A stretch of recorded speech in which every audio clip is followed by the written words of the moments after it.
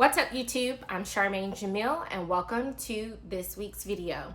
So this week is a little bit different simply because my life has changed. My father passed away last week, and I am going to try to get through this video without crying. I already kind of feel tears coming up, but I thought it would be a really good idea to create this video, one, to use it as just a therapeutic experience of a way that I am grieving my father, the loss of my father, but also to use it as a tribute to my father and really just share what I have experienced and what I've noticed so far as handling grief and experiencing the loss of a parent. It's very different. It's something that I don't really think that you could ever prepare for. But the thing about it is we're all going to experience it one day. It's almost just kind of like one of those moments you're just waiting for your turn. And last week came my turn. And it's just very different because I've experienced loss with like the loss of my grandparents. And I was very close to my grandparents because I grew up around them. But of course, it does not necessarily compare to your actual parent. And I'm gonna get through it. Just give me a minute.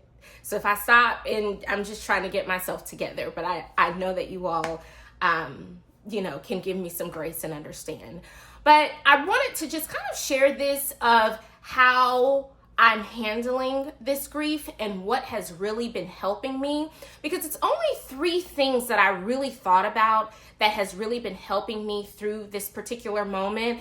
And I know that I am literally fresh off just a week. And I know this is basically something I'm going to carry for a lifetime.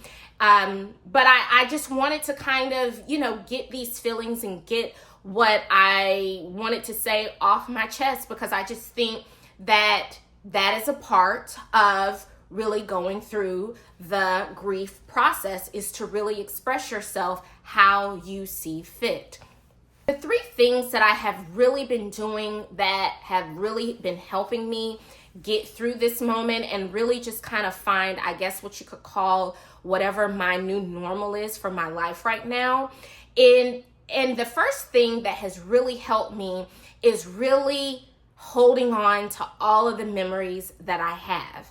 I kind of got the courage at my dad's wake to make a speech. And the funny thing is, I was actually surprised that I even walked up there to make the speech, because I had shared with my mom that I didn't even want to see him laying in a casket. I just thought that would kind of put a barrier around me so that I would not necessarily be sad or have that image of my dad in a casket, moving on. So I couldn't even get close to his casket. And I just kind of sat out in the vestibule at the funeral home until my aunt came. When my aunt came, she said, "No, Charmaine, I really want you to go see him because you're really going to want that experience of some type of closure." She says, you were your dad's little Charmaine, and it's going to make you feel better. And I went back and forth with my aunt for about a good 10 minutes. Like, I just don't think I want to. I don't want that image in my head. So she just kind of, kept pushing me, and I got to halfway down the aisle before I turned back around, because I was like, I just don't want to. I could even kind of see my mom walk up to the casket, because she was sitting right at his casket at the wake, to almost kind of say, it's okay. It's him. It's almost like he's just sleeping. But I wasn't buying any of it. And I just happened to, turn around, and because I just couldn't do it.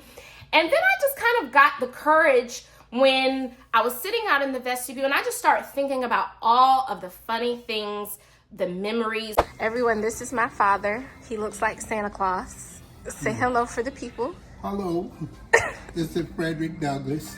Yep, there he is. That's my mother. Hi, how are you? All right.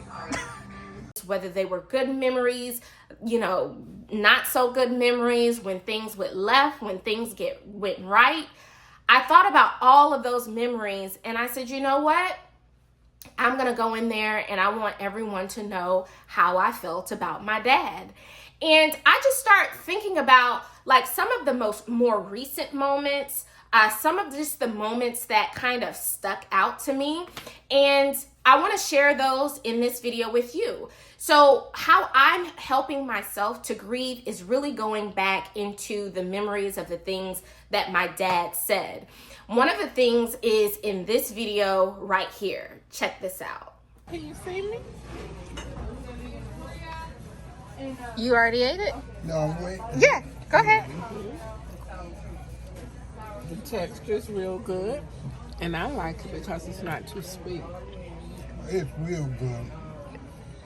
This is the best potato pie I had in years.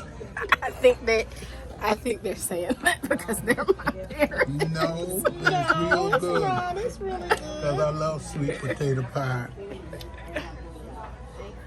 Are y'all being honest? And so I really do relish in these videos that I have of my dad where he is literally just being himself, where he told my subscribers, I had this on my YouTube channel, he told my subscribers to call him Frederick Douglass because he had started growing out his hair and his beard, and he just had this beautiful gray beard and gray afro.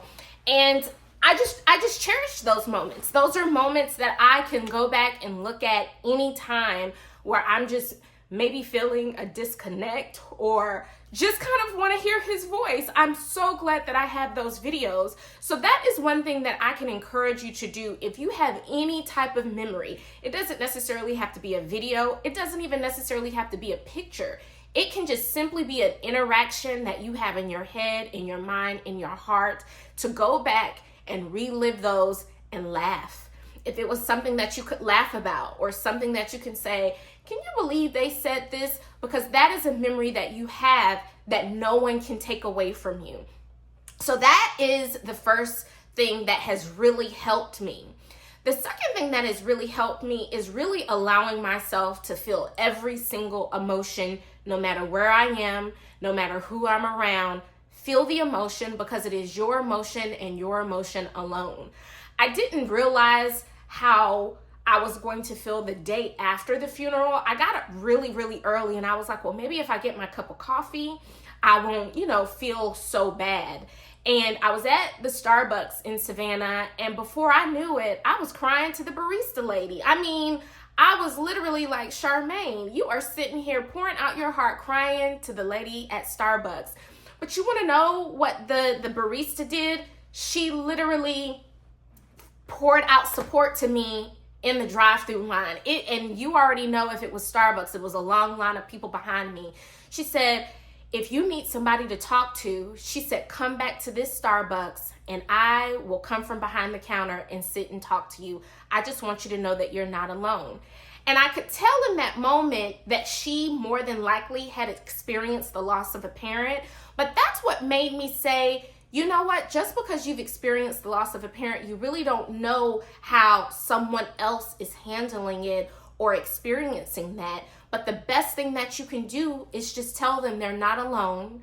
I'm here to support you. And if you ever need someone to talk to, I'm always open. I'm always have open arms for you. Now, mind you, I was at the Starbucks off of 95 in Richmond Hill, Georgia. I didn't know that lady from The Man in the Moon, but the sheer fact that she just offered that support without making her the main character in my story to say, oh, I lost my father at this particular time. I learned something in that moment that if it is someone that is going through grief, especially the grief of their parent, to let them have their moment, but offer my support that I'm there with them and that they're not alone, and to just feel the emotion.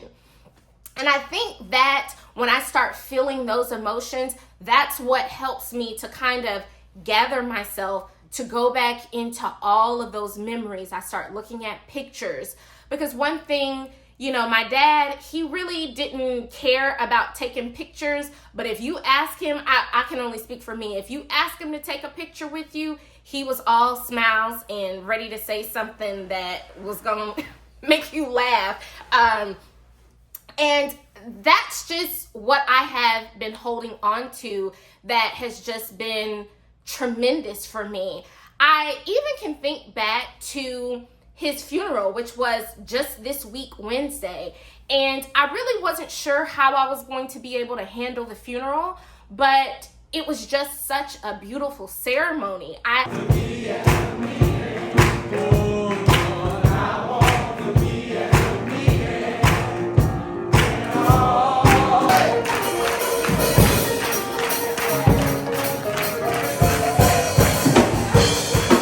just kept saying and sitting in my seat because the community, the Liberty County community, the Midway community in Midway, Georgia, showed so much love and support to my mom and my family that it is not even like fathomable. There were people, 30 to 50 people that would come every single day. There was so much chicken and subs and just food where people just literally showed their support to my family.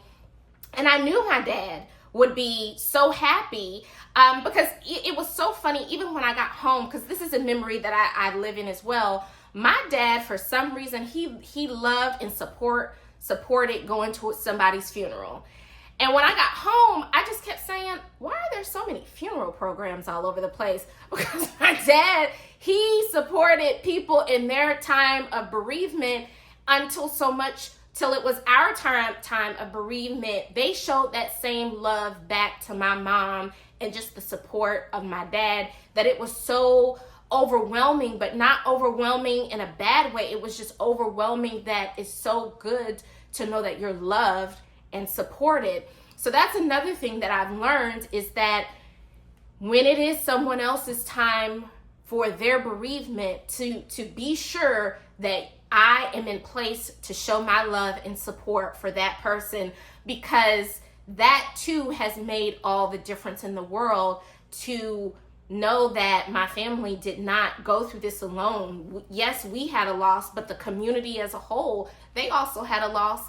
They felt the loss, but they came out and showed the support for my dad and my mom, in our loss. And so out of all of this, the third thing that I have come to the conclusion in learning about this is what I've just been thinking about. Okay, well, Charmaine, what is going to be your mark in life? How are you going to make meaning for your life? Because as I sat there and read my dad's, obituary, he was in the United States Army. And one thing I know from a child, he always talked about how he was a proud paratrooper and jumping out, how he jumped out the airplane. So much so until when I was about maybe 24, 25, I went skydiving just to see what it felt like to jump out of a plane. I hadn't been back since. It was like, you know what, Daddy, you can have that. I got that one experience. But that's something that he made an impression on me. Like, well, my dad talked about, being a paratrooper in the Army and jumping out of the plane. And he's like, you can't hesitate. You got to go. And here I come jumping out of a plane going skydiving. Now, I can't say I would ever do that again, but that's why you do stuff like that in your 20s. Because now that I'm 40, you couldn't get me if I'm not walking off the plane, off of a Delta plane or, United Airlines, American Airlines plane. Child, please, I'm not jumping out of no plane. But that is where I keep going back to, looking for those memories. And so when I think about how do I want to make meaning for my life, what do I want to do for my life, what do I want my obituary to say? Because the thing about with my dad, it was sudden. My dad's death was very sudden. He went to work that day. He, came home. He ate. My mom said he ate.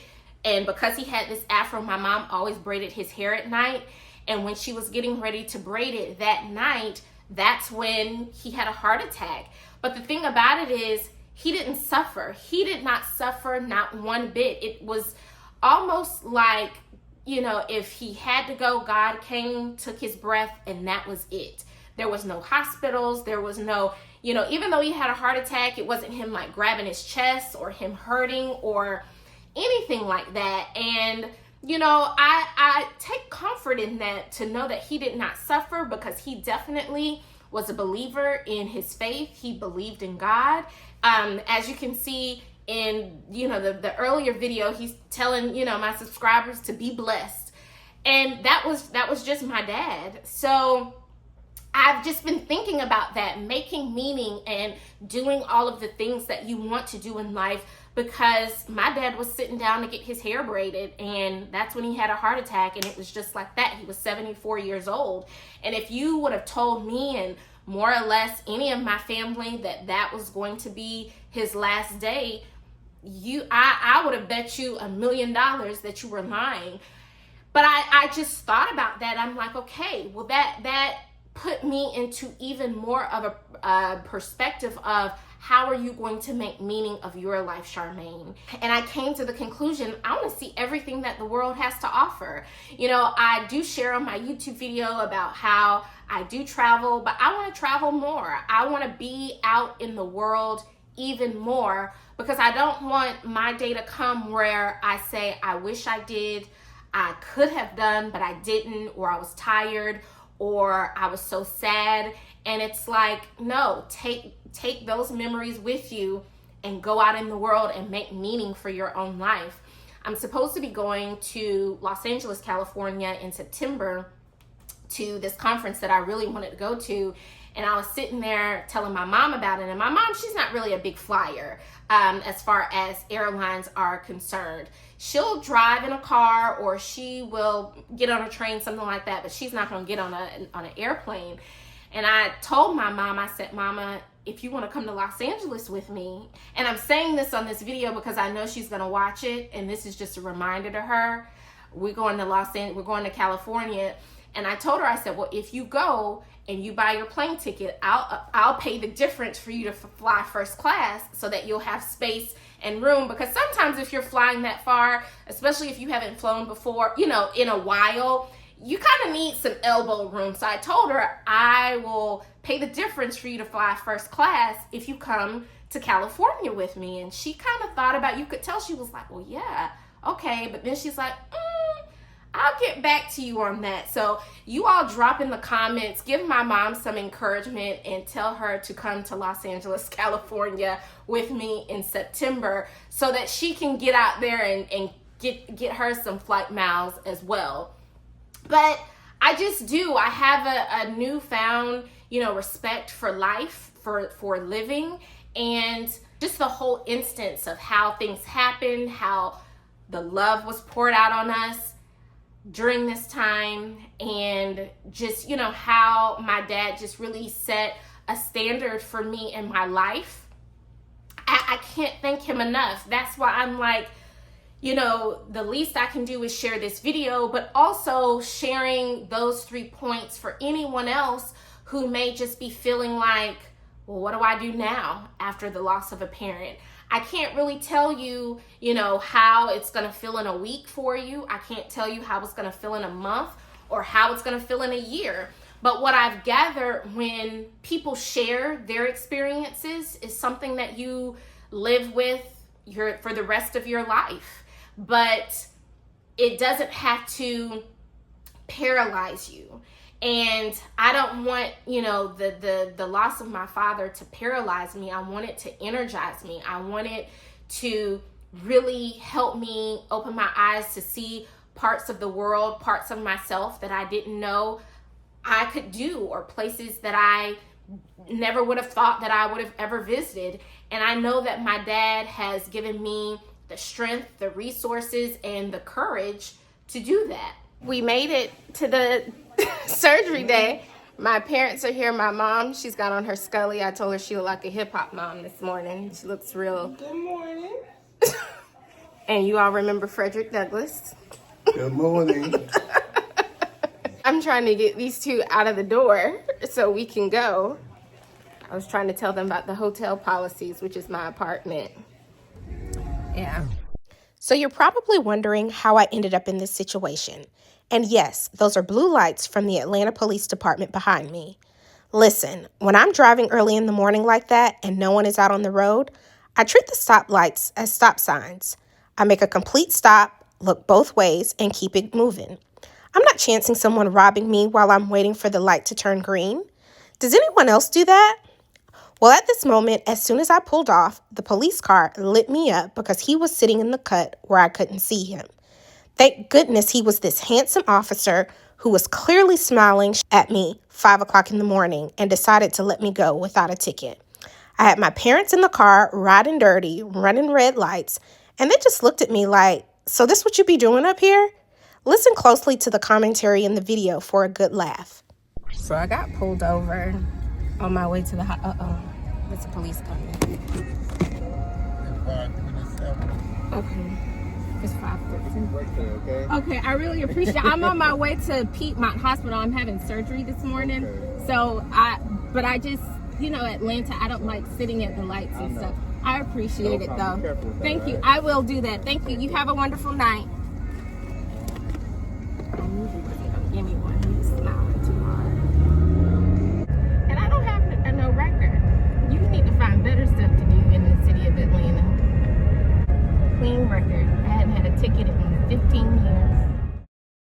So I really hope that you have gathered something from this video. I really appreciate you all watching the video and sharing in my memories of my dad. He is going to be greatly missed. He was a great dad. He was a good man. And I'm just really happy that, for wherever he is right now, that I have another angel looking out for me, because my dad did look out for me when he was here. So I know for him to go to wherever he is right now, that it would be no different.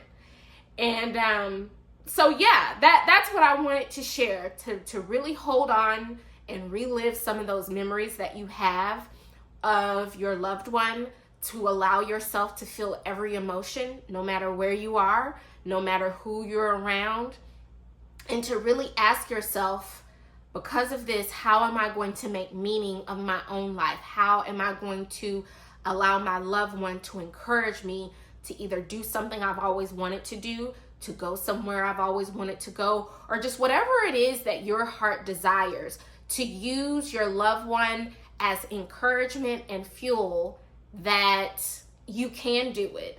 I, hope that if you are experiencing the same thing that I'm experiencing, the loss of a parent, that you find some kind of peace behind it, and that you find some type of comfort in the coming days, or whether it's something that has happened a couple of years. But for whatever it is, I hope that you find peace in your heart about the loss of your parent, and know that you're not alone. So thank you so much for tuning in to this video, and I will see you all next time.